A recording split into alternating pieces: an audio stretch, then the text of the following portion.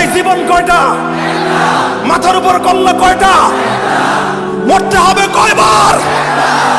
মরতে যখন একবারই হবে, সে জীবন দেব আল্লাহর দ্বীনের জন্য, আল্লাহর দ্বীনের বিজয়ের জন্য। রাজি আছো তো ইনশাআল্লাহ? নারে তাকবীর, নারে তাকবীর। ইসলামের শত্রুরা আলহামদুলিল্লাহ, উলামায়ে কেরাম সমস্ত ঝুঁকি ভয় ভীতি উপেক্ষা করে জাতিকে নেতৃত্ব দিয়ে সেই সারা শান্তির পৃথিবী কায়েম করবার জন্য প্রস্তুত রয়েছেন। তোমরা রাজি আছো তো? আল্লামা জুনায়েদ বাবুনগরী ডাক দিবেন, আল্লামা আহমদ শফী ডাক দিবেন।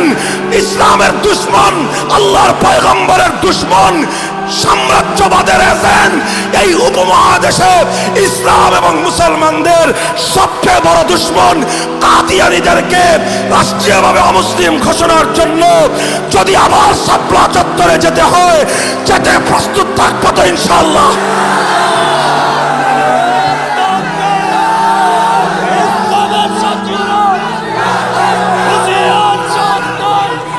বসেন।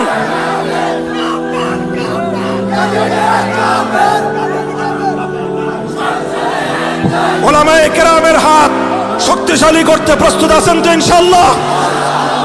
বন্ধুগণ, আল বিলদান ফাউন্ডেশন আগামী দিনের যারা সম্ভাবনাময় জাতির কর্ণধার, তারা জাতি, তারা দেশ জাতি সমাজ নিয়ে ভাবছে।